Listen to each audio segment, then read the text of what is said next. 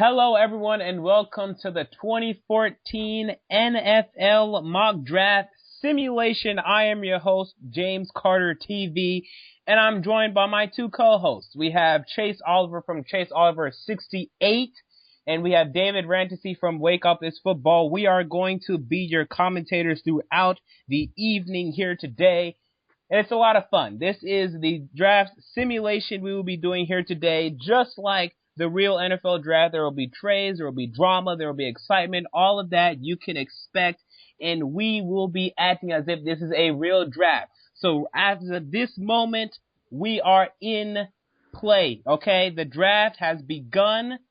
Let's talk about the draft first, Chase. Any first thoughts coming into this draft?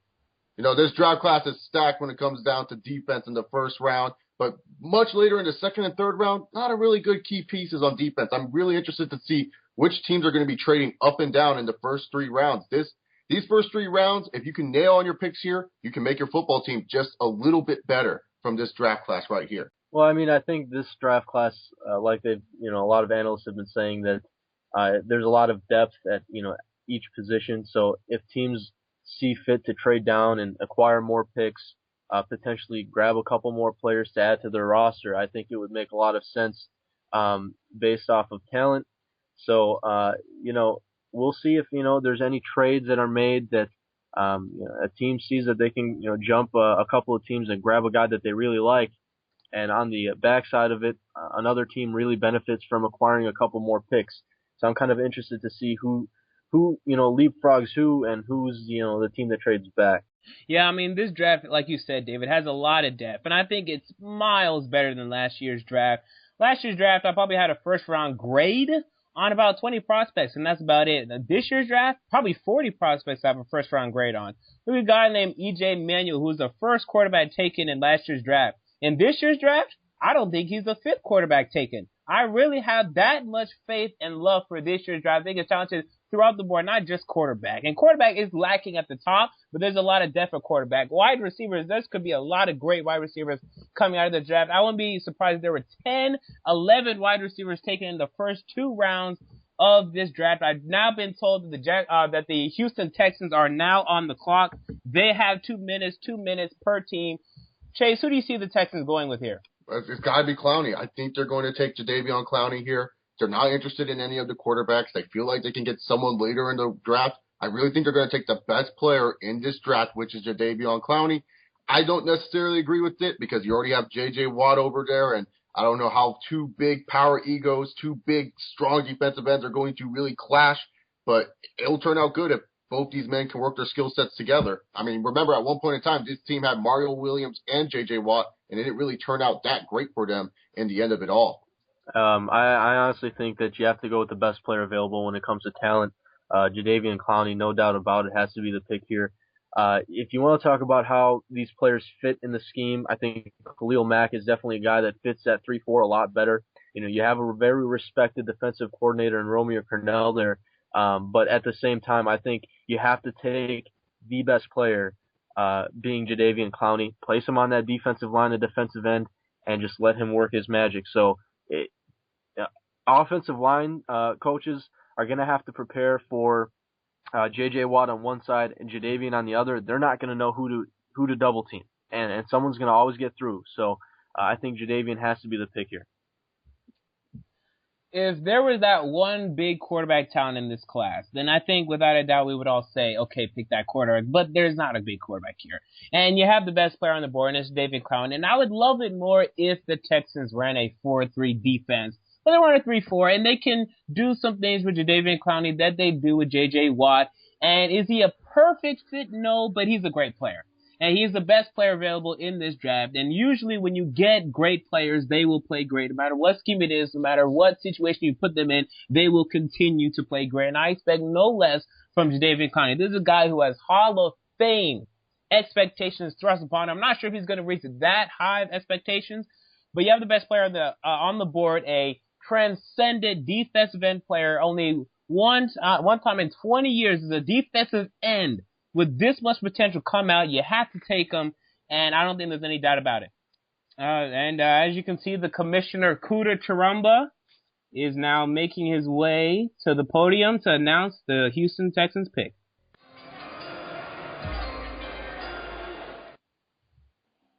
Welcome to the 2014 NFL Draft. The Texans have picked. With the first overall pick in the 2014 NFL Draft, the Houston Texans select Jadeveon Clowney, defensive end, South Carolina. No surprise. No surprise. The Texans took the best talent. Let's just see if it'll add more to that win column. Let's just see if it adds more to that win column.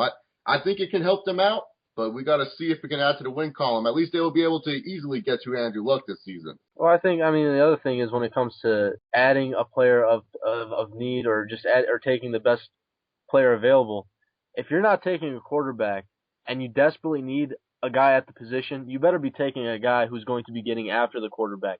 When you have a guy like Andrew Luck in the division, now you pair Jadeveon up with J.J. Watt. I think they're going to wreak havoc on that defense. Gotta come around the second round. Second round has got to be a quarterback for the Texans without a doubt because they got to address that position as soon as possible. But Jadeveon. Yeah, absolutely. I mean, this is a good building block to have, and you have to come around in the second round. You have to get a quarterback. There have been some rumors that the Texans may wait until round 3 to get a quarterback, and you can't do that. Get your franchise quarterback. There's not a franchise quarterback on the roster right now. I'm not a believer in waiting until the next year. Sure, maybe next year's quarterback draft class looks great. Maybe it does, but this one looked great, and look how we are now. No quarterbacks even in consideration for the number 1 overall pick. So let's not all put our faith in next year's draft class because we already see Jameis Winston's in trouble. Marcus Mariota may have troubles next season. And then, boom, the 2015 draft class isn't that great either. So take your quarterback in round 2 and build for the future now. Yeah, no, I agree. But I just feel right now the Texans could have done a lot more with this pick. I think you could have gotten something out of Atlanta. I feel like you could have gotten a good trade offers there. But getting Clowney is a nice pick. Like I said, let's see if it leads to the more W's in the win column. Let's just see if they get more W's there. Because at the end of the day, it doesn't matter what you do in the NFL as long as you win. And the Texans are looking to go back and be a Super Bowl contender that we have seen in the past. So let's see if they can do that. Well, if you want to talk about trades, we could be potentially seeing a trade here with the St. Louis Rams.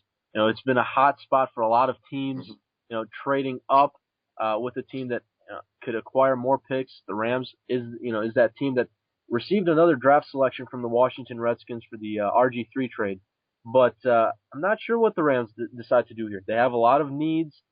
Quarterback could also be a potential need, but I don't see them going quarterback here. Wide receiver, I think, is a huge need for them. Yep. So we'll see what they decide to do. But as of right now, wouldn't be too surprised if they end up trading back with the team that wants to trade up. Exactly. There's Atlanta there that is looking at a Khalil Mack. I think Khalil Mack is someone that a lot of teams are looking for and a lot of teams want on their team. Maybe a Sammy Watkins. Maybe they can go with the Sammy Watkins here.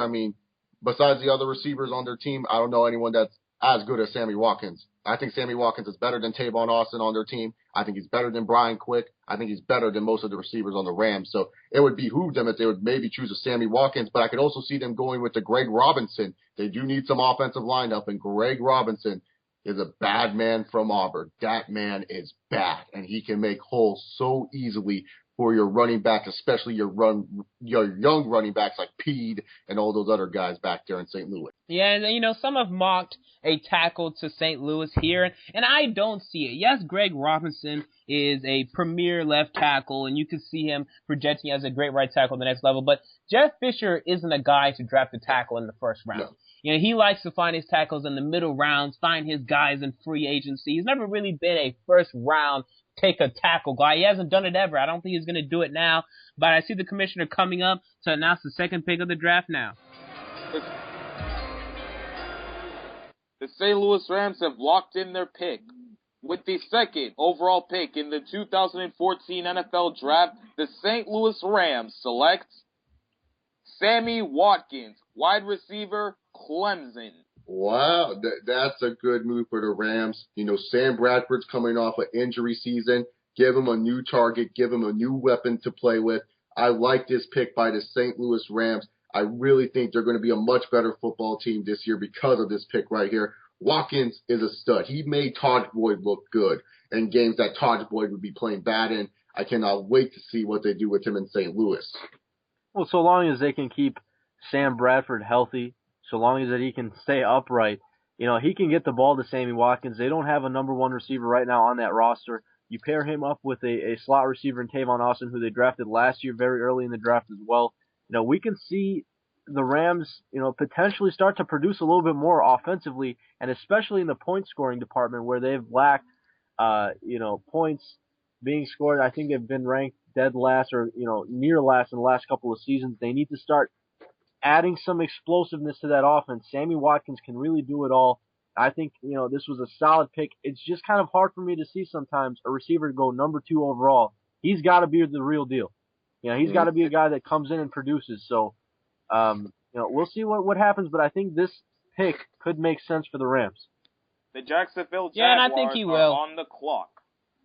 Yeah, and I think he will. I actually think he's a better prospect than Julio Jones was coming out. And in hindsight, it looks kind of cloudy because we know how great Julio Jones is now in the league. But as a prospect coming out, I like Sammy Watkins more than I did Julio Jones. Now he's going to come in and have the great production that Julio Jones is having now. I'm not quite sure. But I like Sammy Watkins better as a prospect than I did Julio Jones. And you see what Julio Jones did in the NFL because Sammy Watkins can do it all. He can go into the Rams offense and do it all, whatever they want to do, because they change what they want to do each and every year with Sam Bradford. They really don't know what they want to do. But whatever they want to do, you can throw it to Sammy Watkins and you can expect things to happen. They drafted Tavon Austin high in the first round last year. They had Sammy Watkins. Now you have 2 huge wide receivers to use in that St. Louis Rams offense. They've been looking for a number 1 wide receiver for the past 3 years, and you have it now. Sam Bradford needs to stay healthy. You need to prove, is this your franchise quarterback? You're going to have the chance now with Sammy Watkins. Yep. Let's see if they can do it this year in 2014. That's the whole point of this move, I think. I think it's to give Sam Bradford some comfortability. I mean, you talk about Julio Jones. He became great because of his quarterback. His quarterback is Matt Ryan. You talk about other young wide receivers. They became great because of their quarterback. And when you look at this pick right here, I think this is a way to see, is Sam Bradford the guy? We gave him a weapon. We gave him his number 1 option. We gave him his number 1 wide receiver. Can now he take us to the next level? Can he take us to the playoffs like he almost did his rookie season? Can he do that? And I think that's what's for Sam Bradford here today. And here comes the commissioner to announce the 3rd pick. The Jacksonville Jaguars pick has been locked in. With the 3rd overall pick in the 2014 NFL Draft, the Jacksonville Jaguars select Khalil Mack, defensive end, Buffalo. Oh, what can you say? Defensive-minded coach, Gus Bradley is. He wanted a defensive player in Khalil Mack. Not a fan of this selection. Cleveland Browns are on the clock. Not a fan of this selection, but I can understand why Gus Bradley did it. He doesn't see a quarterback that he wants right now. Apparently, from what we're reading reports, Jacksonville feels high on another kid in the 2nd round. I think they were maybe going for a Sammy Watkins. I don't know. Maybe Gus Bradley really liked this Khalil Mack kid. I really believe that's why they probably chose Jacksonville here. That's why they chose a Khalil Mack here, I should say. That's why Jacksonville chose him. Khalil Mack, without a doubt for me, is number 1 on my draft board right now. And I think this was a great pick for the Jacksonville Jaguars. Makes a lot of sense. He can drop back and play in the coverage. He's a guy that I absolutely loved when I saw on tape. So without a doubt, I think the Jacksonville Jaguars just got a heck of a football player. He will definitely help improve that defense. I can't really say much more. I mean, this was a beautiful pick. The only thing I can say though is that might be a bit of a con is the fact that he was more in that 3-4 scheme. Right now, the Jacksonville Jaguars run the 4-3.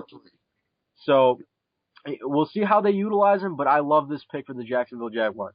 And see, again, you said it though. I would like him more if he was going into a 3-4 scheme. This is a 4-3 scheme that he will be coming into in Jacksonville, but he will still make plays. I mean, he's a playmaker, and no matter what scheme he's in, like I said for Jadeveon Clowney, he will make plays. Plays will be made with Khalil Mack. However, I feel as if, even though I'm not really high on a lot of these quarterbacks in this class, I feel the Jaguars should have taken a quarterback here. They've been looking for a quarterback for years. It is unbelievable to me when I heard, hey, the Jaguars re-signed Chad Henne. And then dawned on me, wait a minute, these guys are still starting Chad Henne. That is unbelievable to me. And if you have to trade back to get a quarterback, then fine, trade back and get a quarterback. But it's about time a viable quarterback went to Jacksonville and they started a new franchise under a new franchise quarterback because they haven't done that for years. Chad Henne is still starting in the NFL. Are you kidding me? Yeah, but none of Khalil Mack, yes, again, very good prospect. He could turn into a great player for the Jacksonville Jaguars, but they've been starving for a franchise quarterback. Let's see if they can get it around two. I would have liked to see them trade back and get that franchise quarterback. And none of these quarterbacks, in my opinion, are top 10 guys to begin with. So, I mean, I think the Jaguars definitely pulled the trigger on the right player here.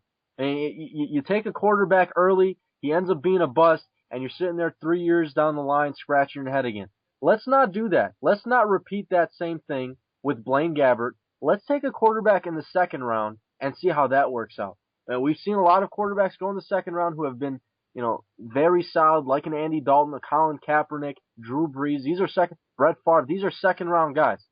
Let's see what we can do in the second round. Let's take the best player available, one of these top-notch guys, rather than be desperate and take a quarterback in the top 5 when we have them 18th or 28th ranked on our overall board. No, I agree a little bit. I really do think, though, your franchise starts with your quarterback. It doesn't start with your defensive end. It doesn't start with your offensive tackle. It doesn't start with your middle linebacker. It doesn't start with your running back. It starts with the quarterback. And that's why I think even if you're not trusting in a Blake Bortles, you should at least go. And here comes the Cleveland Browns pick. This should be interesting. The Cleveland Browns have locked in their pick. With the 4th overall in the 2014 NFL Draft, the Cleveland Browns select Mike Evans, wide receiver, Texas A&M. Wow. The Oakland Raiders are on the clock. I'm not a fan of this pick because, first of all, who's throwing to Mike Evans? Who's the quarterback throwing to Mike Evans? I mean, yes, you have a Josh Gordon. Yes, you have a Mike Evans. Yes, you may have a Greg Little.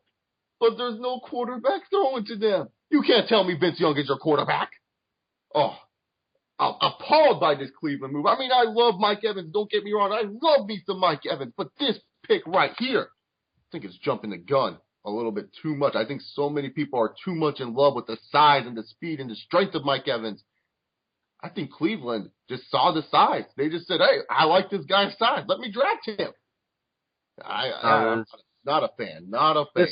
This was stupid. I mean, here's the thing. Mike Evans, in my opinion, everyone's high on him. Everyone wants to say he's a top 10 guy. He's not a top 10 guy, in my opinion. I don't know what it is about Mike Evans.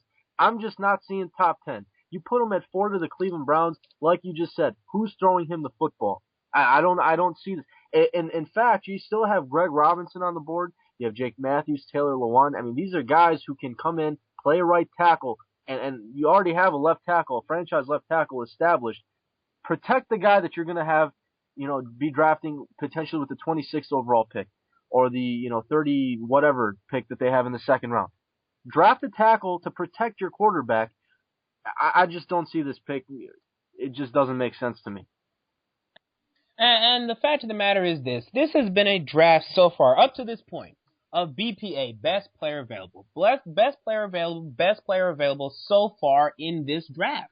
And yet, we have now broken the chain. The Browns have gone down the board, picked a player that, yes, they have a need for this player. Yes, there's a need there. But the fact of the matter is this. A week ago, less than that, the Browns picked up Vince Young, and it occurred to me when they did this that, wait a minute, Vince Young is the best quarterback on their roster right now because Brian Hoyer is limping around on an ACL. That's unbelievable to me. And you take Mike Evans here, and you're going to have him running out there, and I have more faith in him than David does. I like Mike Evans. I really like Mike Evans. I think he's a guy that deserves top 10 consideration. Top 5 consideration, no. You can count me out for top 5 consideration. If you're the Browns in this situation and you want to make a splash, you go with the Johnny Manziel. Because we wouldn't agree with it, but hey, at least they got their franchise quarterback. At least they got their guy who they think is the future of their franchise. But if we disagree or love the pick or not, at least Johnny Manziel makes a lot more sense to me than a Mike Evans. I mean, this class is full of really good wide receivers. And I felt you could have gone later in this draft and drafted maybe an ODB, Odell Beckham, or Brandon Cooks, whoever you're looking at, or maybe even a stud tight end to pair off with Cameron Jordan. I don't know. And the Raiders on the clock. This should be interesting. The Oakland Raiders have locked in their pick. No. With the 5th overall pick in the 2014 NFL Draft, the Oakland Raiders select Johnny Manziel, quarterback, Texas A&M. Johnny Manziel. The Atlanta Falcons are on the clock. Johnny football is coming to Oakland now. See, the thing is that's different between the Oakland and the Browns is this. Oakland actually has some decent pieces that they can work around with the Manziel, yes. But is this the right position and the right pick they needed right now? No. But they couldn't. But I think Oakland could have traded back here. They really need a wide receiver here. I mean, you already have a Matt Schaub. And I feel with the system that Dennis Allen's going to run, I don't feel Johnny Manziel fits that system whatsoever. I really felt that you could have traded back here, trade with the team that is looking at a Greg Robinson or looking at a Taylor Lewan or Jordan Matthews, whichever offensive tackle it may be.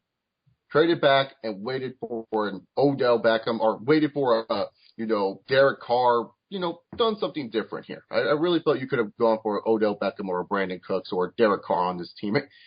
I mean, Matt Schaub, he's not the best quarterback, but hell, he's better than most quarterbacks in this league, and there's no denying it there.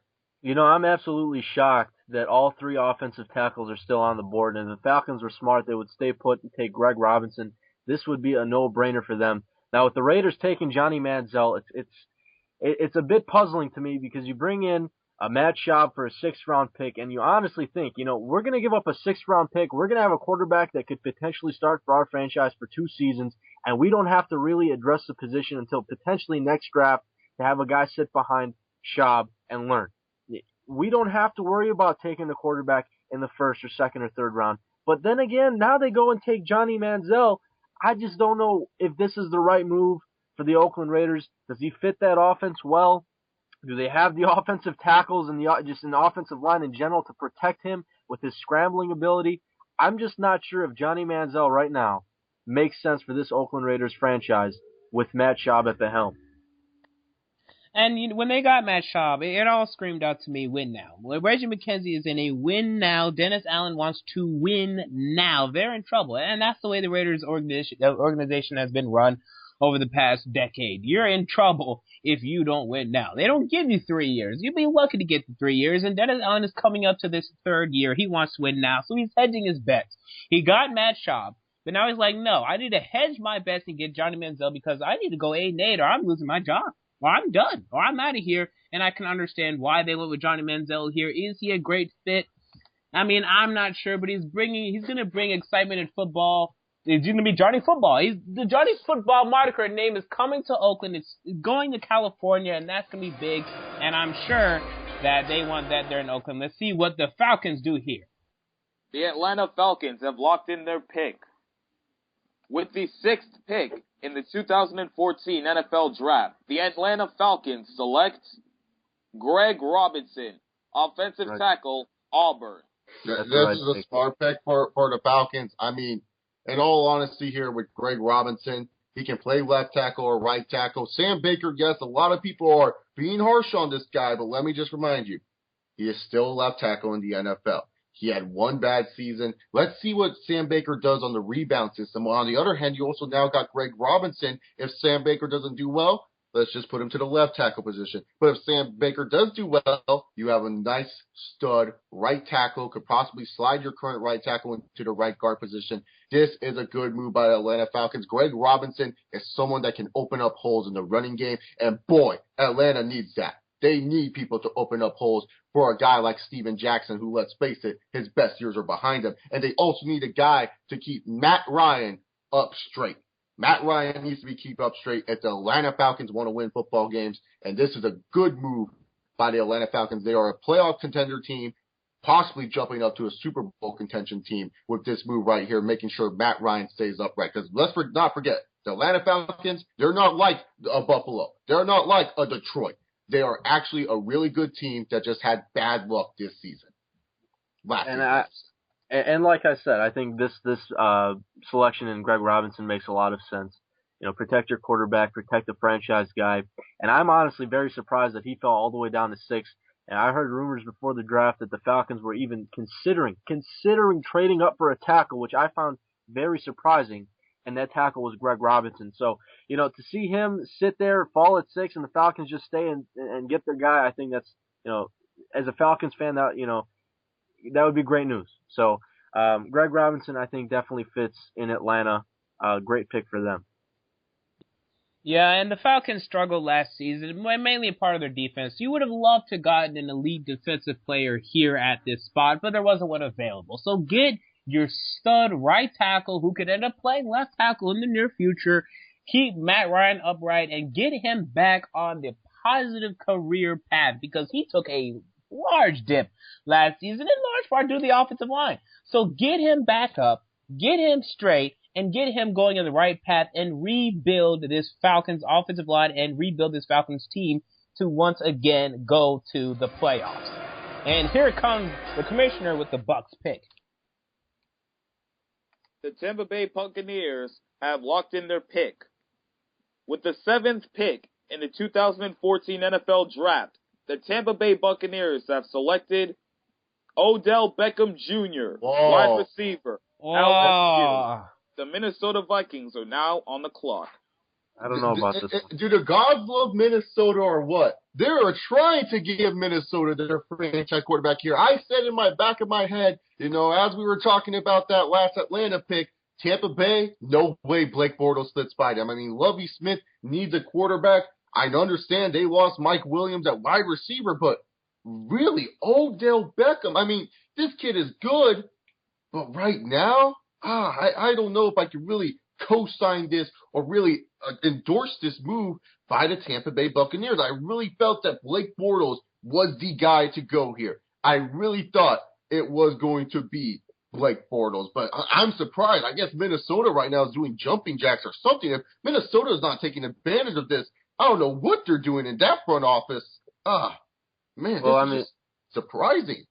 Yeah, I don't like to be one of those guys who looks at mock drafts, but for whatever reason, everyone wants to mock, before this draft, Mike Evans to this Tampa Bay Buccaneers team. And they were just the fact that everyone thinks that the Bucs need a wide receiver just irritates me. I don't know what it is. So Mike Evans is off the board to Cleveland at 4. Now you have to jump and snag Odell Beckham Jr. at 7. I don't know. I don't like this move. I think Odell, as much as I love him as a player, I think he goes in that 10 to 20 range, but going all the way up to 7, I don't know if that screams desperation, what that screams. I don't like this move. Not a fan of it. Now, wide receiver is a need for the Tampa Bay Buccaneers, and I'm also hesitant, David, when it comes to Mike Evans going to Tampa Bay Buccaneers, because when I look at Mike Evans, what do I compare it to? I compare him to Vincent Jackson. So do you really want 2 Vincent Jacksons on your team? No. I like the fit. I think Odell Beckham Jr. is a good fit for the Tampa Bay Buccaneers team. However, I think this is way too early. I think you could have traded back for a team at time. But I guess no one wanted to trade up, and the Buccaneers felt, okay, we have to take our guy, and they got their guy, Odell Beckham Jr. Again, I like the fit. I don't like the value or lack thereof here at this spot. Here comes the commissioner with the Minnesota Vikings pick. The Minnesota Vikings have locked in their pick. With the 8th overall pick in the 2014 NFL Draft, the Minnesota Vikings select Blake Bortles, quarterback, UCF. And the Buffalo Bills are on the clock. The Vikings are celebrating. They're excited. They got the franchise quarterback they're looking for. And I know a lot of people are not fans of Blake Bortles. I can understand. Or fans of a lot of these quarterbacks. But in all honesty here, Blake Bortles has a chance to prove he is the guy. There is no other position really for the Vikings to fill. I think the Vikings are a pretty nice, solid team. Not a really great team, not a Super Bowl contending team, but a nice, solid team looking to make steps for the future. And you start with your future with the quarterback known as Blake Bortles from UCF. I really do like what the Minnesota Vikings did here with Blake Bortles. I'm surprised that he fell to them. I thought they were going to get stuck with the Derek Carr or someone worse, in all honesty, but boy, the Minnesota Vikings, they look like winners here today. Very good job by the Minnesota Vikings in this first round. Well, if I was a GM and I'm looking at all the quarterbacks here, you got to go with the guy who has the size. Blake Bortles fits that mold. He's a bit taller, got more weight on him. He's a guy who fits that franchise quarterback build, but it's a matter of can he perform and can he produce for you. He's got even some mobility to him for his size, which I actually like a lot. But I think this is a great fit for the Vikings. Definitely, grab a franchise guy or a potential franchise guy, because I don't think any of these guys are franchise quarterbacks. I think these guys are going to need a little bit of time to get acquainted with NFL offenses. But as of right now, for the Minnesota Vikings, I think this makes sense. They needed to address the position. They get Blake Bortles, who, in my opinion, is the number one quarterback in this draft. And I like this move by the Minnesota Vikings, and this really relies on Norv Turner staying in Minnesota. But Norv Turner likes to move around from place to place, jump. If he can stay here for at least 3 years and build up Blake Bortles, I think Blake Bortles could become big in the NFL. The biggest problem I have with Blake Bortles, okay? Everyone seems to be, high on him because of his upside, and there's a lot of upside there to be, but he's going to have to go on a good situation. And with Norv Turner here in Minnesota, I think this is a good situation. Don't put too much on his shoulders just yet. Build him up. I think Norv Turner can do that, what he wanted to do with Brandon Weeden, but couldn't do with Brandon Weeden. I think this is a good fit. It's going to take a couple of years. Expect Blake Bortles to be no more than a game manager with Adrian Peterson in the backfield. But this guy could develop into the star a lot of people think he can be. And here comes the commissioner with the 9th pick. The Buffalo Bills have locked in their pick. With the 9th overall pick in the 2014 NFL Draft, the Buffalo Bills select Jake Matthews, offensive tackle, Texas A&M. The Detroit Lions are now on the clock. I like this pick. I really do like this pick from the Buffalo Bills. I mean, they're pretty much showing, hey, E.J. Manuel, we don't blame you for what happened last season. We think it was just injuries. You had the injury bug. And for the most part, you could say that it was the injury bug that affected E.J. Manuel. They're going to get some help for him. He is their franchise quarterback. You can tell they're building around him. I like this. I like this a lot by the Buffalo Bills. And also, Jake Matthews is someone that is used to protecting someone who can scramble around in the pocket a little bit. So I really do like this pick by the Buffalo Bills. I really think the Bills hit the nail on the coffin with this pick right here. Well, I think Jake Matthews is a guy who's definitely should have probably won in the top 5, maybe top 6. So I think the Buffalo Bills definitely got a solid value here. Jake Matthews can come in, I think, and start day one, and potentially even at left tackle. Cordy Glenn is not a very solid left tackle from what we've seen. They need some help at right tackle, so what we could potentially see here is Jake Matthews playing at left tackle, Cordy Glenn shifting to right, and filling a couple of holes that they have on this team. So this pick makes a lot of sense. I think they got great value here for Jake Matthews. Yeah, absolutely. They needed the right tackle. Eric Pierce had been starting at right tackle, and he's going into the final year of his contract, and he can be, he's expendable. So they now have the opportunity to get a stud right tackle, and as David said, could play the left tackle position and move Cordy Glenn to right tackle, because I think he could be a better fit at right tackle right now. He's not playing great at left tackle. Get that offensive line set. It's been in flux for the past 2 years. Angela Vitri was in there. Craig Urbick was in there. They left. It's been moving around, shifting. Get it set. Get E.J. Manuel the protection he needs. And this is honestly a very good pick by the Buffalo Bills. Can't wait to see the Lions do with this upcoming pick. The Detroit Lions have locked in their pick. With the 10th overall pick in the 2014 NFL Draft, the Detroit Lions select Anthony Barr, outside linebacker, UCLA. This is my guy. This is a guy I like. I love me some Anthony Barr. You can hate on me for that, but I love this kid. I think this is a nice pick for the Detroit Lions. They said, you know what? We're the Lions. All these wide receivers are gone. We have no interest in moving down. We want to take the best player available, the best prospect left in this draft right now. And they feel Anthony Barr is that best prospect and that can evolve into a really great pass rusher. I like this selection by the Detroit Lions. I really think it could pay off for them if Anthony Barr does develop as we expect him to develop into a dominant pass rush force. And especially in that NFC North with quarterbacks like Jay Cutler, Aaron Rodgers, and maybe a Blake Bortles in the future, they need someone to get after that quarterback. Yeah, well, I mean, you want to point out that they have all these quarterbacks in this division that can pass the ball and stretch the field vertically. It's the Detroit Lions being the Detroit Lions year after year. I keep saying they need to draft the number one corner in this draft.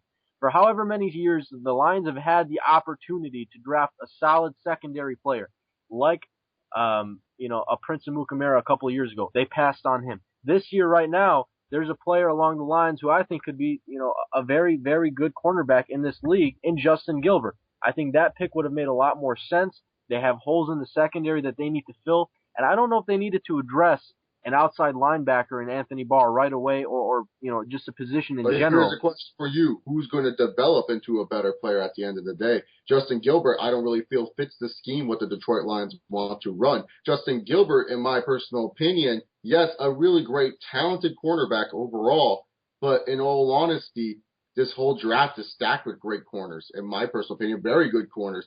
You're going to have teams like possibly a San Diego and maybe a Kansas City that may be double dipping in corners in this draft.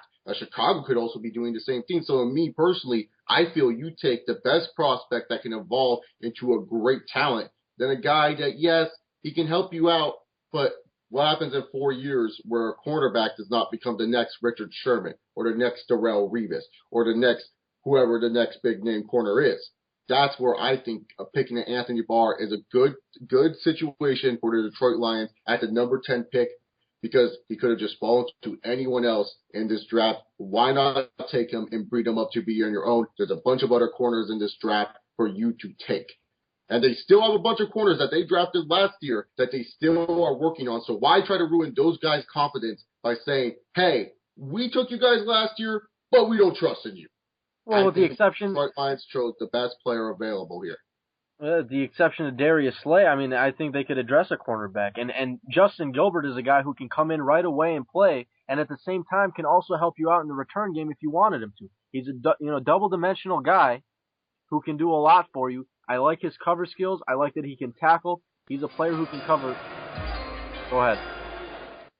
A trade has just occurred in the NFL draft. The Tennessee Titans have traded their 11th overall pick to the Pittsburgh Steelers for their 15th overall pick and their second rounder. Ooh. The Pittsburgh Steelers are now on the clock. The Steelers, I feel the Titans are trying to think of something here. They're looking to build up. They're looking to build up here with their little draft. They feel something. But this is good for Pittsburgh because Pittsburgh, they need wide receiver help. They need some big-time playmaker help for Big Ben Roethlisberger. And I think I know who they're going after with this pick. It may be a little bit of a reach, but we've seen already the three best receivers taken off the board, and I can see Pittsburgh trying to take advantage and try to get the fourth before anyone else does. This is not smart to me. Why would you give up a second-round pick to move up 4 or 5 spots? I mean, if you want to move up from 15 to 11, give up a fourth, give up a fifth. But a second-round pick to trade up 4 spots, that's just that's way too much, especially in a draft that has a lot of talent. This move by the Steelers does not make sense to me. They must really like the guy that they're trading up for here. I mean, Taylor Lewan is here. Eric Ebron is here. I expect it to be one of those two. Maybe even Justin Gilbert. They don't have a third rounder, so very aggressive Steelers GM here. What are you trying to say, Chase? About Brandon Cooks. Don't forget about Brandon Cooks as well. And here comes the commissioner to announce the Steelers pick. Let's see who they really wanted. The Pittsburgh Steelers pick has been locked in. With the 11th overall pick in the 2014 NFL Draft, the Pittsburgh Steelers select Justin Gilbert, cornerback, Oklahoma State. The New York Football Giants are now on the clock. Oh, there's your boy Justin Gilbert, David. I'm shocked, actually. I thought they were going to go help Big Ben out in the offensive game. Really, really shocked right now. Really shocked. I mean, I understand I just totally backed up Justin Gilbert, but to give up your second-round pick to trade up for 4 spots, it just doesn't make sense to me. If you want to take Justin Gilbert, wait to see if he falls to you. That's the only way. You can't trade up and give up a second. You want to trade up for him, give up a third, fourth, fifth, whatever. Just do not give up high draft selections to move up just a few spots. Doesn't make sense, but I still think that they got a very good player in Justin Gilbert, and they also fill the need. Player makes sense. The decision to move up to grab him did not. Yeah, they would have. Yeah, again, like I said, they must have really wanted this guy, and they got their guy. Justin Gilbert will go into that Steelers offense and will be very well in that offense. And I think he's a franchise corner. I think he could be a lockdown corner at the next level, and they must feel the same if they're going to give up a second-round pick. I think it's too much. Again, they did not have a third-round pick, so it would have made sense for them to offer that, but they could not have. They really wanted their guy, and they got in the Titans. They're like, hey, we lost our third-round pick last year when we traded for Justin Hunter. We want to get a pick back. Someone came a-ringing, and they accepted that offer. So I really like the deal from the Tennessee Titans' point of view. Steelers got their guy. If he ends up being a Patrick Patterson-like, then it will pay off dividends. But like what David said, in this deep draft, I'm a little wary. Yeah, I mean, Justin Gilbert, really good corner, but let's see what it does to the win columns, because I would think you would want to help Big Ben Roethlisberger out. That's just me thinking here, but we'll have to wait and see.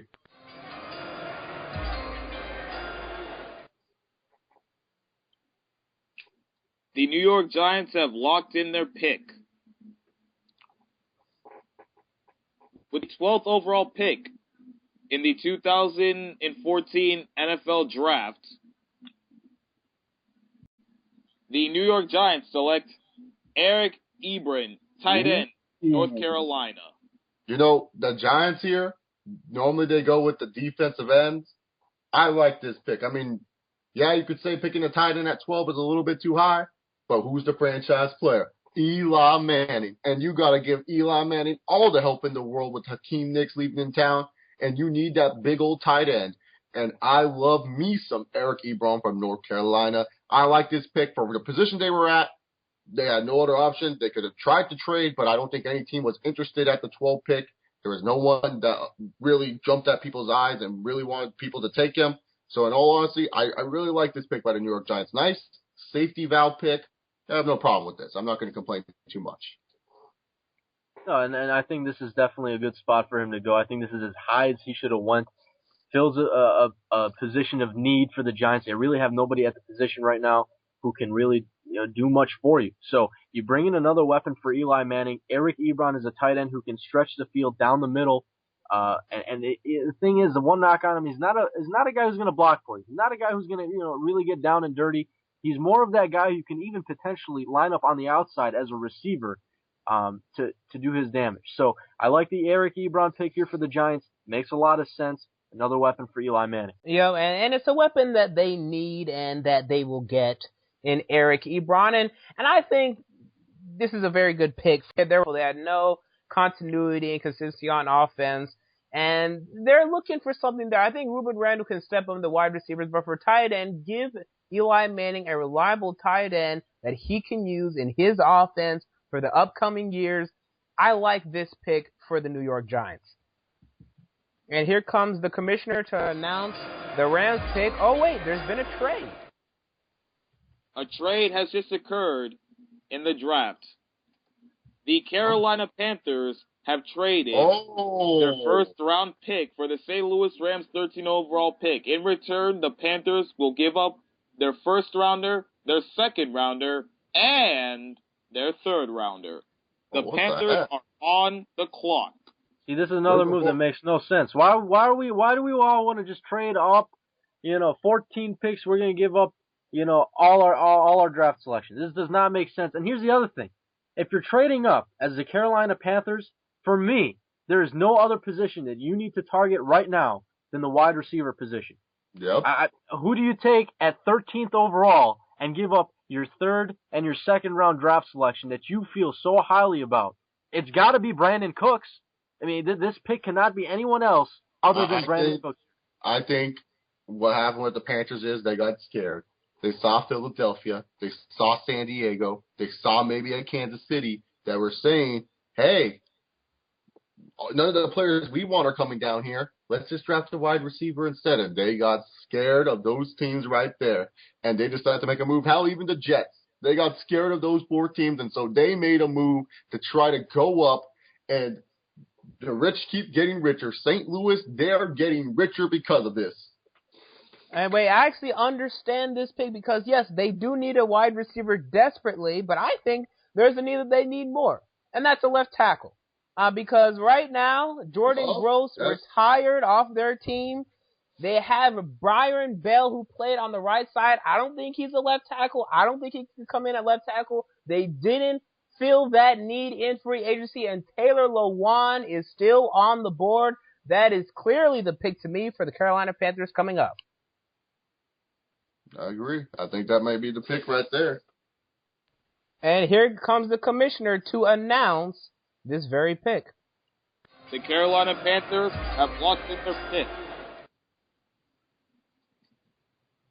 With the 13th overall pick in the 2014 NFL Draft, the Carolina Panthers select Brandon Cooks, wide receiver, Oregon State. The Chicago Bears are on the clock. As small as Steve Smith, but is he as powerful as Steve Smith? That's the question. Carolina gave up a lot to the Rams for this pick. I don't know. I understand they have Cam Newton, and they're in win now mode, and they feel like they have a lot of play, and they do have some really good depth on their defense. I know they feel like comfortable about this, but we'll just have to wait and see how this all plays out at the end of the day. He's no Steve Smith. Brandon Cooks is going to have to be a slot receiver. You trade up your first, second, and third round picks. It's the same thing about Steve Smith, though, David. So no, but you trade up so many picks. About Steve Smith, so we will just have to wait and see about that. Just because you're hyped nowadays does not mean you're just stable. But Steve Smith was a number one guy in Carolina for many years. Brandon Cooks, he's not a number one guy. He's going to be a slot receiver. It's not the same position almost. You play on the outside in Steve Smith. Brandon Cooks, he plays in the slot. So you trade up so much to draft a Brandon Cooks, who in my opinion is the 4th best receiver in this draft. But I don't see that. I just don't see trading up so much to grab Brandon Cooks. The pick makes sense. They needed a receiver. They probably feel comfortable about their defense. That's the only reasoning. They probably too cocky with that defense thinking they could give up picks. I mean, this is, I was over here saying Taylor Lewan. They got to take Taylor Lewan. And nope, they didn't take Taylor Lewan. They took Brandon Cooks. And they got their wide receiver. They needed a wide receiver because for some reason the Panthers didn't feel like spending a dime in free agency on one player. They didn't feel like spending a dime. They wanted to let Steve Smith go. They wanted to let this guy go. And this is where the Panthers are now going. Such a great year in 2013. And right now, it's hard to see them replicating that in 2014. Now you lost your 2nd and 3rd round pick, and you got Brandon Cooks out of it. I'm not buying that. I'm not loving that. But here comes the Bears pick. Let's see what they do. Here comes the commissioner to announce this pick. The Chicago Bears have locked in their pick. With the 14th overall pick in the 2014 NFL Draft, the Chicago Bears select Ha Ha Clinton-Dix, safety from Alabama. The Tennessee Titans are on the clock. The Bears made a safe pick here. We need a safety. Get Chris Conte off the field. They made a smart move here. Maybe could have also gone with the cornerback. Maybe go with the D-tackle. I don't know. But I think this is an okay pick for the Bears. Doesn't blow me away, but it gets the need out of the way. Yeah, and I agree. I mean, this was a pick that made sense. And it's a pick where they had a lot of needs on the defensive tackle. Safety, cornerback, they filled a need. I think they went with the best safety in this draft, very rangy guy. So Clinton-Dix makes sense for the Bears, going to fill a hole, and I think he's going to start day one for them. Yeah, absolutely. They spend in free agency. They spend all their. I think this is a really good pick here by the Chicago Bears, focusing on the backfield, focusing on the secondary after spending your time and money in free agency on your front 7. Now they have the back part of it. Their defense was awful last year. It was absolutely terrible. And now you get to see them do stuff this year with their defense and give Jay Cutler and the Chicago Bears offense some room to work in these games. And here comes the commissioner with the 15th overall pick. The Tennessee Titans have locked in their pick. With the 15th overall pick in the 2014 NFL Draft, the Tennessee Titans select Teddy Bridgewater, quarterback, Louisville. I like this pick. The Dallas Cowboys are on the clock. I like this pick. Hey, Bridgewater is a stud to me. I don't care what anyone says. I like this pick. Teddy right here, he's going to be a competition to Jake Locker. That's what you need. You need competition for Jake Locker. This guy is too injury prone, and we will get to see who is the better quarterback at the end of the day. I think Tennessee, really, to be honest here, I know a lot of people say, they should have went with a Darqueze Dennard here. They already have cornerbacks, in my opinion. They drafted cornerbacks that could actually start for them next year. A lot of people don't really pay attention that much to Tennessee because of the market they're in, but they already have that position filled out. I like this move. It's a ballsy move, and it's a move that could pay off for them in the future. Let's face it, in the AFC South, they're getting younger in the AFC South. They ain't getting older, they're getting younger. And when you see a team like the Jaguars possibly getting younger in the next 2 years, the Colts with their young stud, and now you have the Texans maybe getting a young stud quarterback in this draft, I think they made the right move here with the quarterback and Teddy Bridgewater. Get younger with the other teams. I like it. Yeah, but I mean, at the same time, I think they could have filled a couple other needs. Teddy Bridgewater, definitely, at the position, the Titans could have definitely addressed a quarterback. I just don't know if it was right to do it in the first round. It could make sense, but you bring in a quarterback who many scouts and many general managers say that he's the most NFL-ready quarterback to come in and play. But I'm just not a huge fan of Teddy Bridgewater. There's a couple quarterbacks I have ahead of him. Going 15 to the Tennessee Titans, I don't know. To me, he's going to sit on the bench and have Jake Locker start. Jake Locker either has to go down or has to stink up the joint in order for Bridgewater to get playing time in the 2014 season. But as of right now, very interesting move. Didn't really see the Titans drafting a quarterback, especially Teddy Bridgewater. But that's the decision they decided to make, and I'm very neutral on this one. Yeah, I mean, for the Tennessee Titans, new coach in Ken Wisenhunt, and with new coaches comes new quarterbacks. Yep. That's been the mold. That's been the frame of the NFL. That's the way the NFL has worked for years. And you see the Titans get Teddy Bridgewater. I think he would be a very good fit in a Ken Wisenhunt type offense. I was also looking at maybe Derek Carr going here, but for the Tennessee Titans, their most glaring need is running back. Well, there aren't going to be any first-round running backs. And after that, it gets really ambiguous and unclear as to what position they could draft. They could go after corner, but they drafted Bleedy Ray Wilson in the 3rd round last year and Cody Sensabaugh in the 4th round the year before that.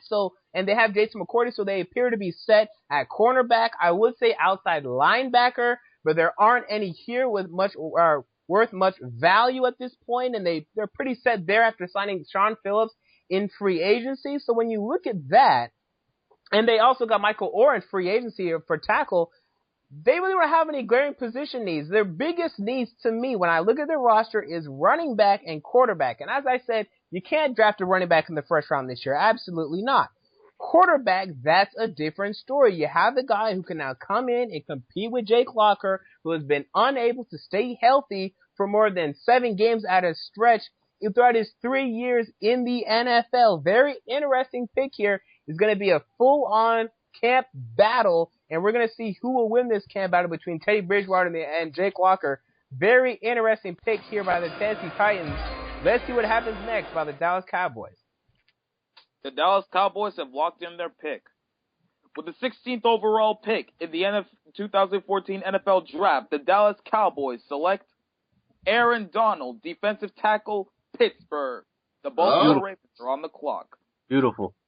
The beautiful pick. I don't know if Jerry Jones is actually running this draft. I think the aliens abducted Jerry Jones we know and love. I was expecting a center at this pick, but in all honesty, great move by the Cowboys.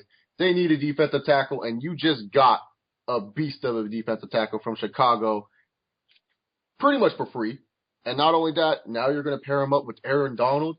That defensive line for Dallas looking a lot better. A lot better. And I think that, top 2 players available at this point were both Aaron Donald and Taylor Lewan. Right now, Aaron Donald, gets taken off the board. definitely goes to a team that's going to utilize him correctly in that 4-3 defense. Or am I mistaken? Or do they run a 3-4 right now? Still 4-3. Because I know they had recently switched, but yeah, 4-3 definitely fits his scheme. Great pick, best D tackle in my opinion in this draft. I think they got great value. And again, usually the Cowboys, some of their picks are very questionable, but in this point, in this case, I think they got it right. I think Aaron Donald definitely goes to Dallas, and makes an impact for them as well. Yeah, definitely. Aaron Donald, he reminds me of Jarrell Casey out of Tennessee, but also he kind of reminds me of Jason Hatcher, who was a Cowboy last season. Hatcher penetrating through the defensive line, getting after the quarterback. That's something Aaron Donald does beautifully, and they're going to need that after both DeMarcus Ware and Jason Hatcher left the building in free agency. How painful. This Cowboys defense stunk last year, and now they got rid of two of their best players on defense. They need to go defense in the first round. They did go defense in the first round, and that gives me, without a doubt, an A grade from the Dallas Cowboys for this pick, something I rarely give the Dallas Cowboys in the first round. Absolutely beautiful pick. Could not have done it better myself. And here comes the commissioner with the Ravens pick. Let's see if they're just as smart with someone I love on the board. The Baltimore Ravens have locked in their pick. With the 17th overall pick in the 2014 NFL Draft, the Baltimore Ravens select Taylor Lewan, offensive tackle, Michigan. The New York Jets are on the clock. Hey, you need a new right tackle. You got Eugene Moreau at left tackle. Eugene Moreau, he's a nice young 27 turning 28-year-old man. You get a nice young right tackle in Taylor Lewan. It's soon to be your future left tackle. I like this. Ray Rice had troubles running the football last year, saying Taylor Lewan, we know he can open up holes for Ray Rice or whoever they have back there, Bernard Pierce. I like this move by the Baltimore Ravens. It's a simple but great move for a team looking to make it back into the playoffs. Well, here's the thing. Like I just mentioned with the Cowboys pick, I think Donald was one of the best players available, and I think Taylor Lewan was another one of those best players available. So, you feel a need, you address in an offensive tackle position that, must be addressed to keep Joe Flacco upright. And in my opinion, you can never have too many offensive tackles or an offensive line in general, just because you always need to have that security. You need to be able to keep the franchise guy up and operating. So Taylor Lewan, one of those guys who I thought could potentially even go in the top 10, now falls to 17th to the Ravens. Ravens did a beautiful job in just staying put and taking their guy.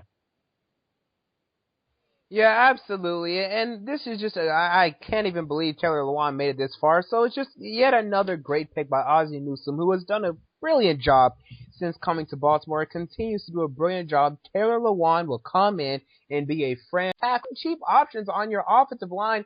Keep Joe Flacco, who you paid $20 million a year. Keep him upright. Let him do his thing and then get back to the playoffs in what is really a wide open AFC North. Cannot love this pick more by the Baltimore Ravens. Let's see if I can keep being impressed as the New York Jets come on the clock. Here comes the commissioner. The New York Jets have locked in their pick.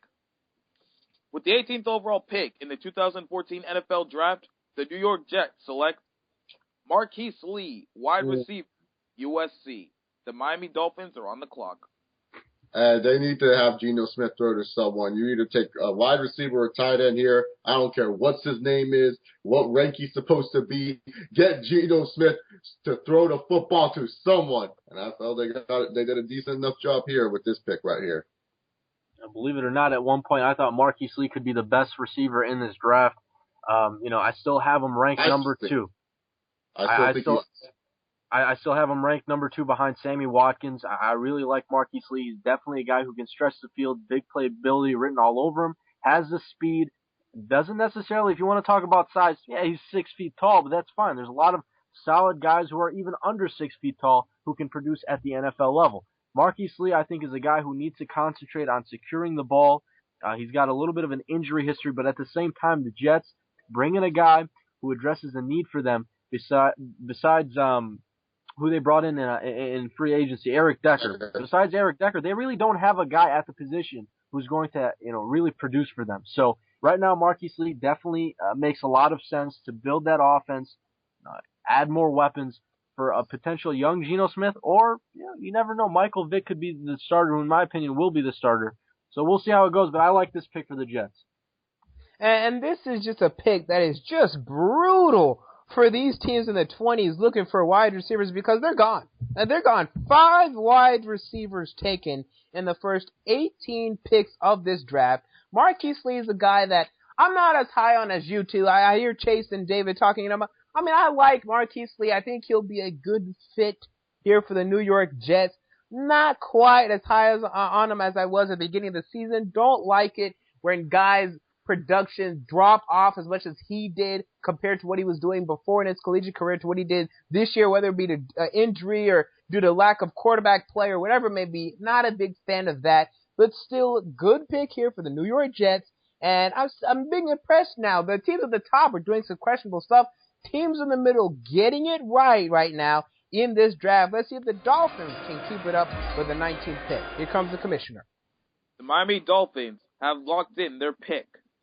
With the 19th overall pick in the 2014 NFL Draft, the Miami Dolphins select Zack Martin, guard, Notre Dame. The Arizona Cardinals are on the clock. I like this pick for Zack Martin. He's not only a right guard, but a right tackle. He can also play left guard, and boy, do the Miami Dolphins need offensive linemen. They have their quarterback in Ryan Tannehill. They also have their wide receivers in Wallace and Hartline. They feel like they have a nice, solid running back. Maybe draft one a little bit later on, but nice pick. Solid pick. We need someone to protect Tannehill, and they got someone that can protect Tannehill and someone that can also help open up some running holes, hopefully. Yeah, I like this pick. I think this pick also makes sense. You know, you lose Jonathan Martin, you lose Richie Incognito, you lose 40% of your starters on the offensive line from last season. This one makes a lot of sense to me, and you know, you address a need, you plug him in there and let him do his thing. Let him protect Tannehill for the next X amount of years. So, move makes sense to me. And we already know this has been the story since the beginning of last season in Miami. They need offensive linemen, and great job getting an offensive lineman here who can play a lot of positions on the offensive line, 3 positions on the offensive line, maybe even 4 if he learns how to play left tackle, which he won't need to in the near future, but possibly he could. So, good pick here by Miami. Get the offensive line down, because if you don't get that down, you're in trouble. I'm not even high on the Dolphins this year to begin with, but Ryan Tannehill is your franchise quarterback. He's your franchise quarterback. You need to keep him upright and lead him on a good path right now, because it's looking like he can't go anywhere but down right now for Ryan Tannehill, and that's bad for his production's sake and his sake in the NFL for the future. But good pick here. Let's see what the Arizona Cardinals do with the 20th pick. Here comes the commissioner. The Arizona Cardinals have locked in their pick. With the 20th overall pick in the 2014 NFL Draft, the Arizona Cardinals select Derek Carr, quarterback, Fresno State. The Green Bay Packers are on the clock.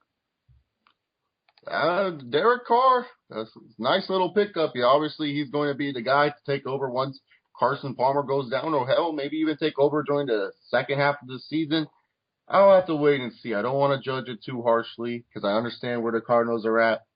I think they're a nice, young, bright team, and I think they have a really bright future. So I'm not going to be too hard on this pick because, hey, they need to do what was best for the Arizona Cardinals. Now, I like this pick. This pick makes a lot of sense. Carson Palmer is definitely getting older. I understand that he was able to produce last year at a high level for them, but you can't have a 34-year-old quarterback as a franchise guy. You need to build your team young, bring in a guy who can learn behind Palmer, and bring in a guy who can fit your offense. Derek Carr can fit that offense beautifully. He can, what is it, vertically. He can, just kind of spread it out, stretch the field with that offense in Arizona. He's got a guy in Fitzgerald. He's got a guy in Malcolm Floyd.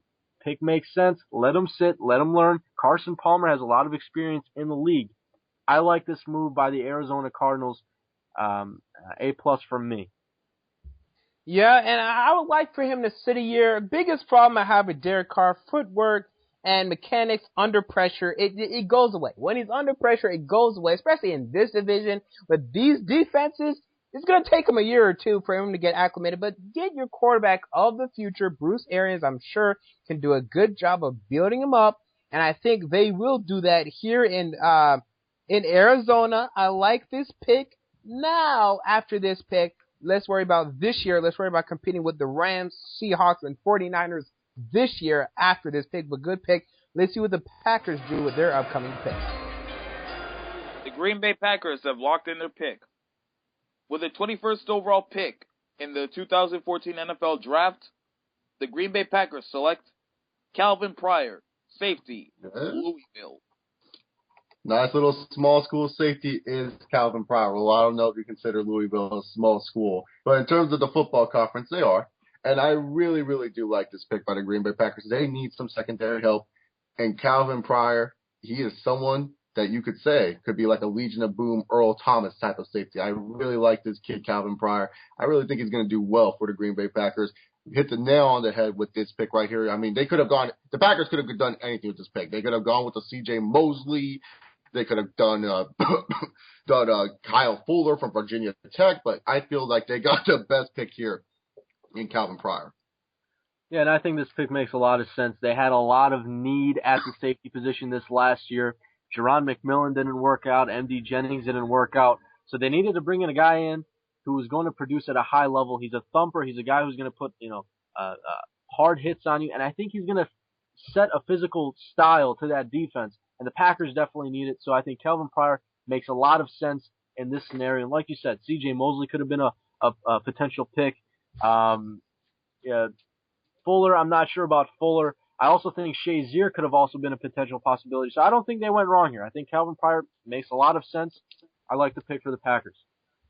Yeah, they needed their safety. They got their safety, Calvin Pryor. I was a little skeptical coming into this draft whether or not he would fall to 21, but here he is. If you're Green Bay, you gotta love that he's there. They took him. They're happy they got him. So I think they're all clapping in the Green Bay Packers war room. Calvin Pryor will be that guy in the defensive backfield for the Green Bay Packers that they've been looking for quite some time.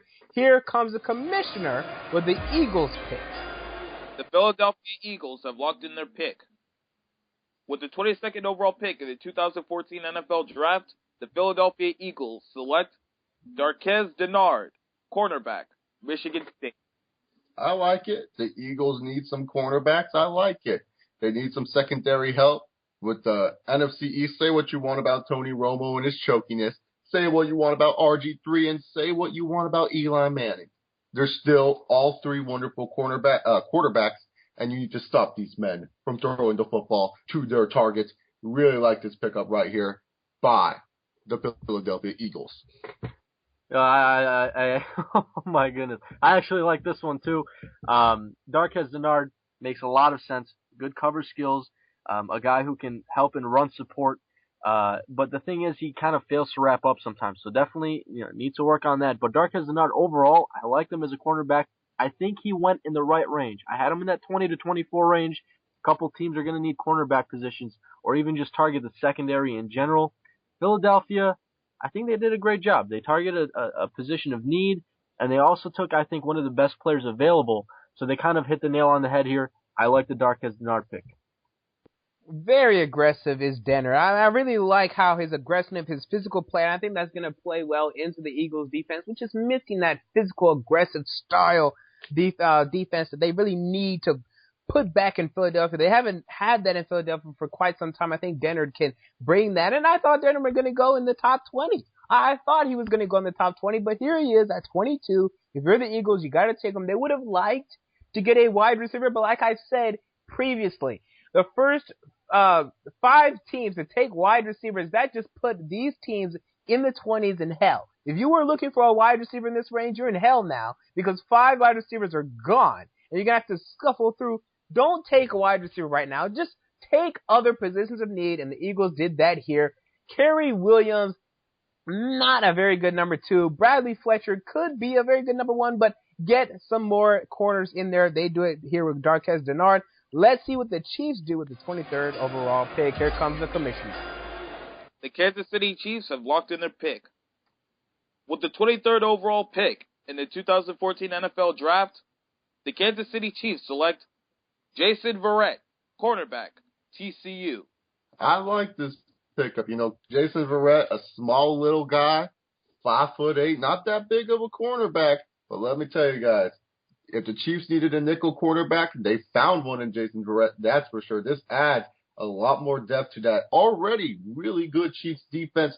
I really like this pickup of Jason Verrett. The Chiefs, they had offensive needs in the offensive line department, but really when you look at it, you could probably get that offensive lineman in the second round.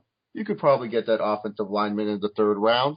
They're not worried about that. Let's take the best player in their eyes available, someone that could actually help our team right now. And I believe Jason Verrett is that guy, a really good, solid corner, and someone that will be an excellent nickel corner for this team. Well, here's the thing with the Chiefs. I think their biggest need was the wide receiver position, but at the same time, I don't see anyone of value there at the 23rd overall pick. Potentially, they could have traded back. And I understand that Jason Verrett is a bit undersized, but he plays bigger for his position. So Jason Verrett, I think, fills a bit of a need here as well in that secondary. But, potentially I think Verrett's range could have been 24 to 32. One pick ahead is not a big deal. I think Jason Verrett, as slight reach as it could have been, it was a slight reach, I think, but the pick makes sense. I think he comes in and produces right away for them. And I don't even know if nickel corner would be his spot. I think he could even potentially start as a number 2 guy on the outside. We'll see where they want to utilize him, but I like this pick for the Chiefs right now. And another thing I want to put out there is with Barrett, I bet you there was other teams after the Chiefs that were probably looking at Jason Verrett too. So I don't think it's a reach at all, in my opinion. I think a lot of teams, after all the wide receivers left in this draft, they were like, okay, time to go with plan B. And Jason Verrett could have very well been a lot of teams' plan B. Yeah, for me, I'm not really in love with this pick because I personally like Kyle Fuller and Bradley Roby over Jason Verrett. Jason Verrett, to me, very great 40 time, by the way, 4.3640 at the combine. I mean, that's just, wow, blazing speed. But I have troubles with his lack of height, and again, corners' lack of height, not a big deal. But in this NFL, as we're seeing bigger guys and more physical guys going out there, I like someone a little more nasty. If you're going to be small, be a little more nasty and a little more mean. And I get that from Kyle Fuller and Bradley Roby that I don't quite see in Jason Verrett. I would have liked to see Jason Verrett go from the 26 to 32 range, late first round. He'll go here. It's not a bad pick. It's just not the pick that I would have made. But here comes the commissioner with the next pick. Interesting to see what's going to happen here. The Cincinnati Bengals have locked in their pick. With the 24th overall selection in the 2014 NFL Draft, the Cincinnati Bengals select Kony Ealy, defensive end, Missouri. Ooh, I like it. Defensive end. They just lost Charles Johnson in the offseason. Might as well just replace him with someone else, someone younger, and maybe end up more talented than Charles Robertson. I like this pick. Oh, yeah, and this pick in Kony Ealy, I thought he was able to produce at a high level at Missouri at defensive end. Really put on a show this last season. But the thing is, you replace a Michael Johnson with a Kony Ealy. They lose him in free agency to the Tampa Bay Buccaneers. Kony Ealy could come in, I think, day one and potentially start. I'm just not sure if his overall production at Missouri, put him really over the top in regards to his just numbers and statistics. But I liked what I saw. Is definitely physical, athletic type of defensive end. Fits the scheme. And I like the pick, and I wasn't really thinking that they would go defensive end. I was thinking maybe secondary, but this pick works. Yeah, good fit. Lost Michael Johnson in free agency. They need help along that defensive line. They did take Marqise Hunt in the second round, or I believe it was third round last year. So he's there waiting in the wings. But no, let's get some insurance just in case he's not as good as we think he will be. Let's get Kony Ealy here, defensive end out of Missouri. Let him do his thing. He produced quite well in Missouri, not phenomenally from SEC numbers that we usually expect, but I like Ealy here. I thought he was going to go late first into early second, but he goes here at 24. He's happy. I'm a little wary. I would have taken Bradley Roby, who I'm a big fan of, but they take Kony Ealy. Not a bad pick. Decent pick. Let's see what the Chargers do with the 25th pick coming up. The San Diego Chargers have locked in their pick.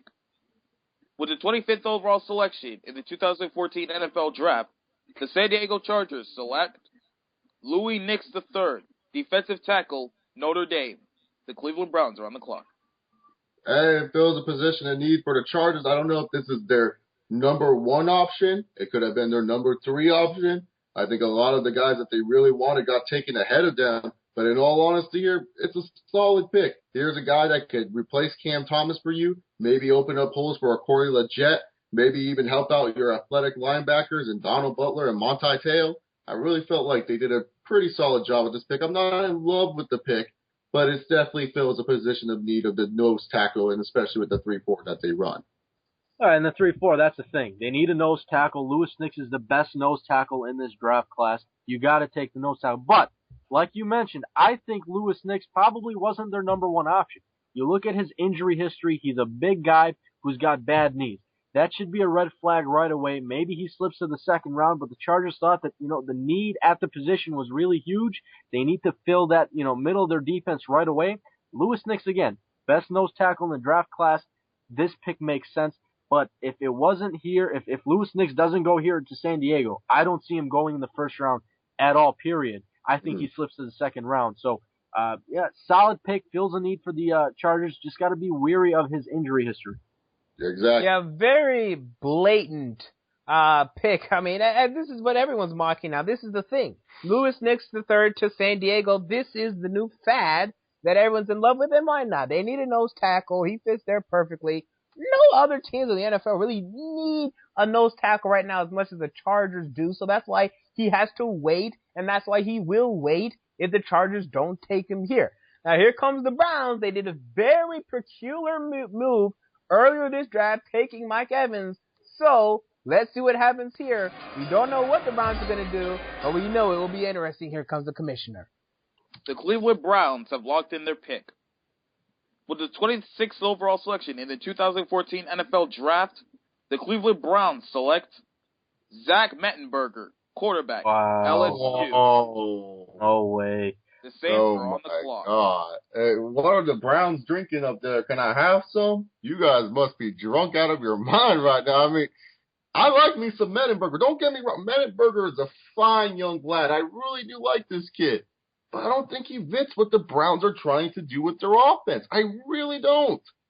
I don't think he fits the system, the scheme whatsoever. I mean, if this was a Norv Turner, let's say if Mettenberger, let's say Minnesota did not want to Blake Bortles, and we go down to the third round and Minnesota's like, oh, I want a Mettenberger.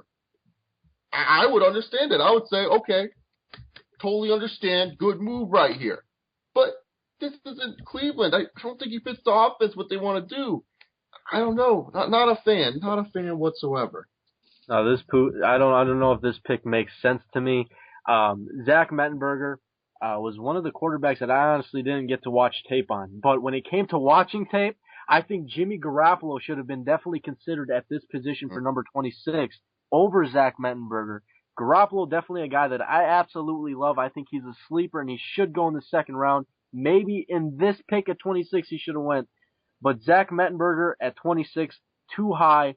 I don't know if it makes sense, but in the evaluation process, this must have been something that they absolutely saw or loved in Zack Mettenberger. And again, he's coming off of a torn ACL. This pick does not make sense to me at 26. I'm a bit puzzled by this one. I would like this pick more. The biggest thing for Zack Mettenberger, you need to have time. You need to be able to wait for him. And the Browns just aren't in that type of position right now. You have Brian Hoyer limping on his ACL leg, and you have no one else. You really don't have anyone else there. Vince Young, and I don't even know who else. Who's else on that team? So, is he going to be ready by week 1? You know, he had his pro day. He looks okay, but this is a guy that you have to start in the Cleveland Browns. Whoever they were picking here, you have to start. So you have to start Mettenberger. You're going to throw him to the Wolves. And I think it'll be a good combination with Josh Gordon and Zack Mettenberger. I would have waited, though, until 35. I would have waited until their second-round pick to take Mettenberger. And if he wasn't there, you know what, so be it. But I'm not going to take a first-rounder on him and hope he's there for week 1 and hope everything goes okay and not set myself up for failure, I would not have done that. Let's see what the New Orleans Saints do here, though, with the 27th overall pick. The Saints have locked in their pick. With the 27th overall selection in the 2014 NFL Draft, the New Orleans Saints select D. Ford, defensive end, Auburn. I like Rams this. are on the clock. I like this pickup for the Saints right here. I mean, the Saints defense is in a big overhaul. They're still trying to transition to the 3-4 defense. I like this pickup of D. Ford. He's a very phenomenal talent, very young talent that can provide, like Anthony Barr, in the near future to maybe becoming a monster at the position. Really like this pickup of the D. Ford.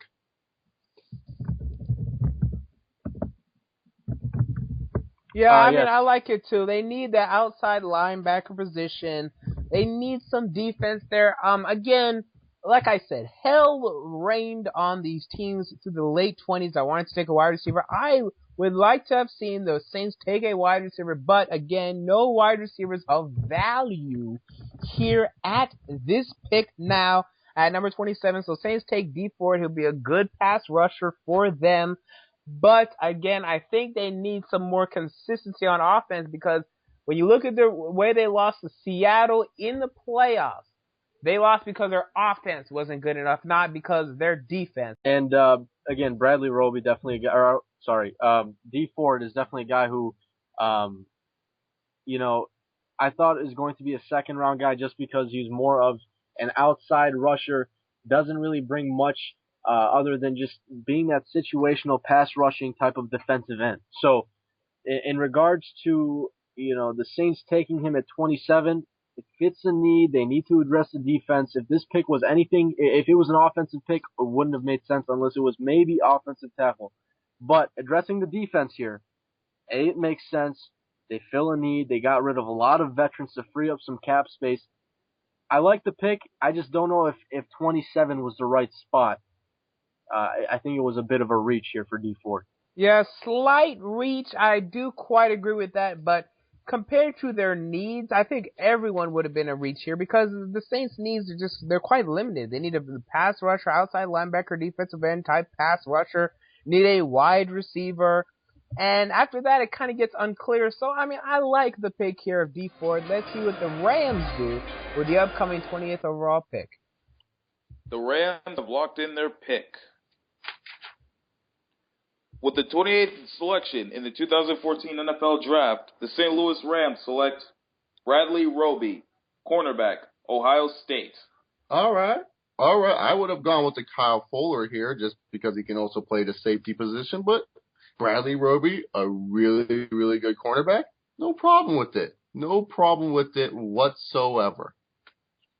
Yeah, and I like Bradley Roby. I just think his off-the-field concerns is something that needs to be addressed and needs to be watched. And if he had to go to any team, I think it's a perfect match to go to St. Louis and pair up with the head coach there, who's definitely a guy who knows how to deal with some disgruntled players. I think a couple of seasons ago we saw him draft the cornerback Janoris Jenkins, who should have been a first-round talent, slid to the second round because of his off-the-field issues. Bradley Roby could be one of those guys who comes in and starts, but he needs to make sure that he's got a couple of eyes watching him at all times. You don't want him to do anything stupid off the field. Yeah, as I've been saying, I like Bradley Roby, and the Rams get him here, and they need a cornerback. Cortland Finnegan ended up being a complete free agent bust for the St. Louis Rams, so let's get over that. And let's get Bradley Roby, who fits the mold of what Jefferson looks like, the mean, gritty corner that he had in Cortland Finnegan. Go replicate him with Bradley Roby here in St. Louis. Like the pick a lot. Let's see what's going to go down with this next pick, though. I think it's going to be an interesting one here for the New England Patriots. The Patriots have made their selection. With the 29th overall pick in the 2014 NFL Draft, the New England Patriots select Rashad Hageman, defensive tackle, Minnesota. The 49ers are on the clock. It's a need for the Patriots, that's for sure. I don't know. Does he fit the scheme, though? That's my question. Does Hageman fit the scheme that the New England Patriots want to run on defense? That is the major question for me. I like the kid as a talent, but I don't know if he fits the scheme all that well. Yeah, I don't know about Hagman. I think Hagman was a guy who was very tall, didn't keep his pad level low when he played at Minnesota. A guy, when you watch his tape, he was always on the ground. When you're always on the ground as a defensive tackle, you're not going to produce. You got to be up on your feet, getting after offensive linemen, penetrating through the deep. It's just a guy that I don't think deserves to go in the first round, second or third round grade on Hagman. Don't like this pick right now for the Patriots. Yeah, I mean, he'll be able to move around, defensive end, defensive tackle, move around a little bit. I like Hagman out of Minnesota. I think he has the ability to become a starter at the next level, but not a big fan. I would have liked to see the Patriots trade back if possible. Maybe there were no suitors trying to trade up per se, but I'm not a big fan of this pick here by the New England Patriots. Chase, what are your thoughts on Hagman? I like the guy. Like I said, he's a nice little talent, but I don't know if he fits the scheme that New England runs on defense. I see him more as a one technique, not a straight up nose guy. I don't see him as a dude that's a straight up nose tackle. That's the only problem. And like David was mentioning, he always plays on the ground. I mean, you're either on the ground because the center's pancaking you, or you're doing your best to try to clog up the running lane. So, like I said, I think he's a really good talent, but I don't know how much I love this pick for the Patriots. Now, if it was a team that was a 4-3 team, okay, I can say I like this move. It's a solid move. It's not the best move. There's definitely better guys out there, but hey, it is what it is.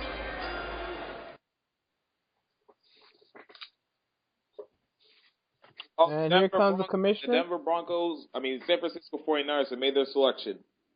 With the 30th overall pick in the 2014 NFL Draft, the San Francisco 49ers select Kyle Fuller, cornerback, Virginia Tech.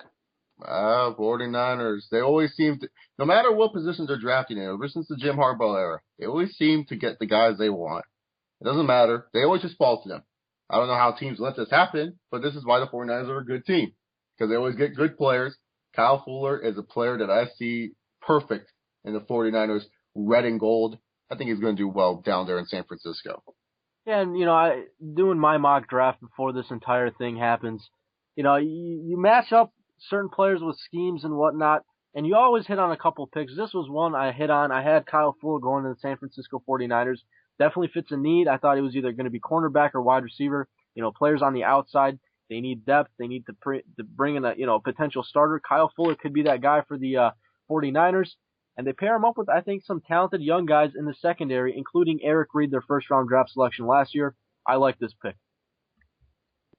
Yeah, so do I. As I said before, I like Fuller, and the scheme is a very good scheme for him and what they want to do there in San Francisco. Zone scheme, not really behind, doesn't have to have all the pressure on him all the time. Like the fit, needed a corner or a wide receiver, but again, not any wide receivers here worth any value.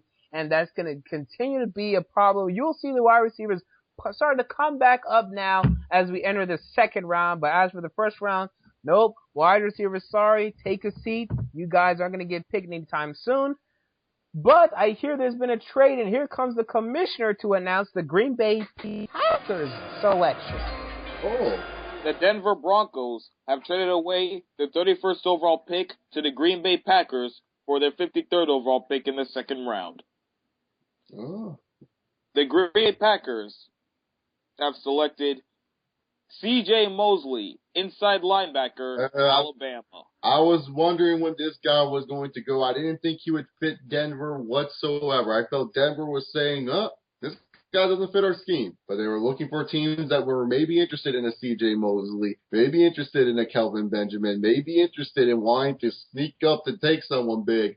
I felt the Packers did a great job here. Not only do you get your safety, but you get C.J. Mosley, a wonderful talent at the inside linebacker position.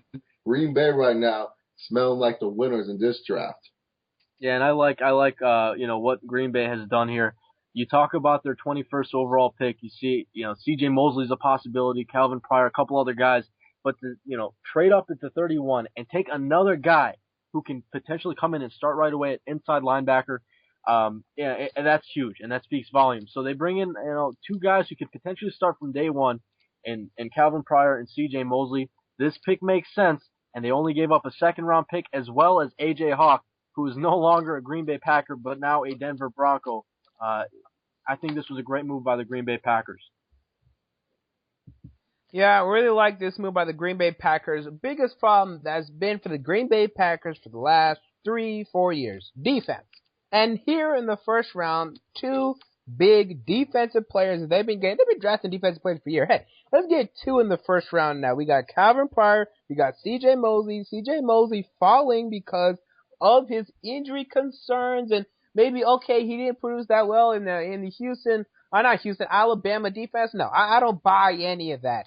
C.J. Mosley is a real deal, falls all the way down to 31. Green Bay's like, no, we got to get this guy, and they get their guy. And let's also give some credit to the Denver Broncos here, because I just heard they got A.J. Hawk out of this. That's a good move right there, getting the A.J. Hawk. I mean, the Packers, they want to move on from the A.J. Hawk era, while the Denver Broncos, they're in their mindset of win now, get a bunch of old players. It doesn't matter what scheme you played. You come into Denver to help Peyton Manning win himself a championship. Both teams are winners, in my personal opinion, in this trade right here. Yep, absolutely. And here comes the commissioner to announce the last pick of the first round. The Seattle Seahawks have locked in their pick. With the final pick in the first round of the 2014 NFL Draft, the Seattle Seahawks select Cyrus Kouenziau, offensive tackle, Alabama. Cyrus Kouenziau, I didn't think this guy would go anywhere due to the fact that he had such a bad combine, such a bad pro day. But hey, Seattle, they're a Super Bowl team for a reason.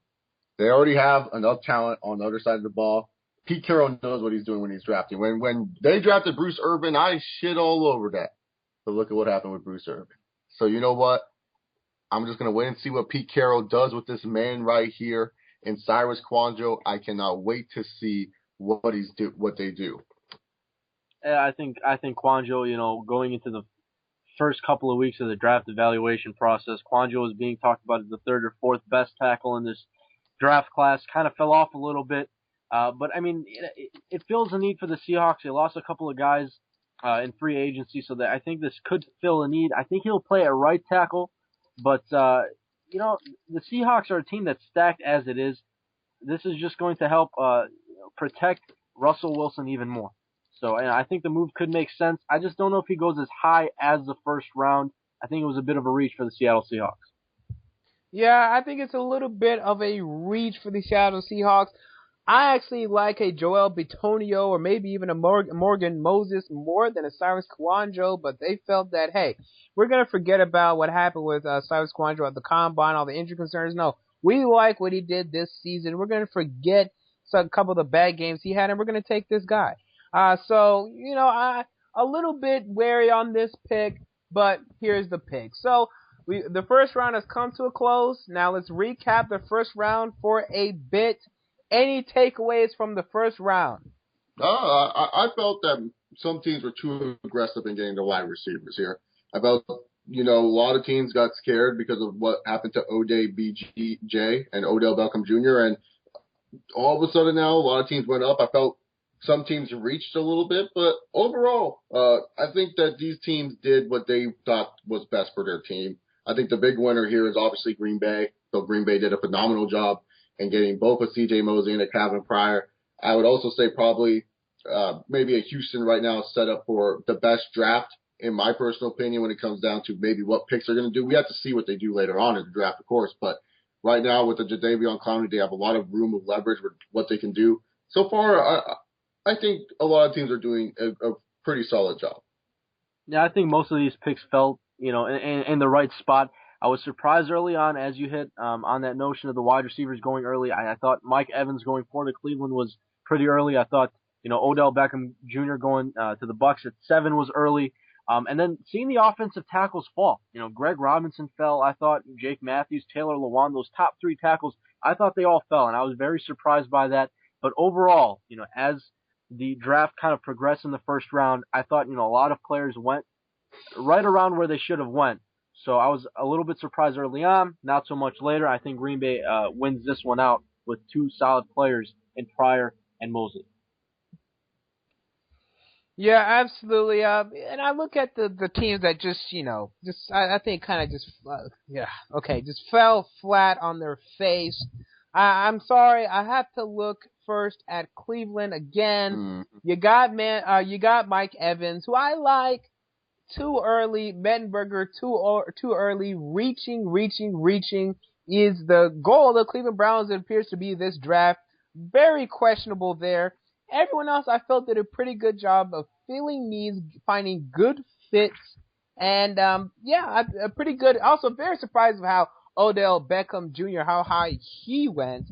But teams setting themselves up well for the future. Green Bay, as we said, again, I was a little surprised by the Silas Kouandjio pick. I would have rather had Morgan Moses or Joel Bitonio. But this is the NFL draft. Any prospects you're surprised are still on the board and you expect to be picked early in the second round? Kelvin Benjamin for sure for me. I really like Kelvin Benjamin. I know a lot of people are worried about his height and his weight issues, I should say, his eating habits. But I really am surprised that he is still on this board, and I think a lot of teams may take advantage of him still being here. Yeah, I look at it, Timmy Jernigan, a defensive tackle who you would like to be in a 4-3 scheme, and no teams right now, like we said earlier, no teams need a nose tackle, no teams really need a defensive tackle either. Timmy Jernigan keeps falling down the board, but this is a guy who dominated for Florida State, was a big penetrationable force, the immovable object on the defensive line of Florida State throughout their entire season. Really like Timmy Jernigan and can't wait to see where he goes in the second round. And with that said, hopefully you guys come back to watch the second and third round of this draft simulation. Comment down below your thoughts on your favorite team's picks, on what the team should have done, what the general manager should have done, and how this first round went out. I want to thank David Rantasy of Wake Up As Football and Chase Oliver 68 for joining me. Chase Oliver 68 will join me once again for rounds 2 and 3. However, this is David's last performance here, and great job by him. We want to thank him again for being here, and it's always fun to hook up once again. So again, hope you guys join us for rounds 2 and 3. Until then, see you all later.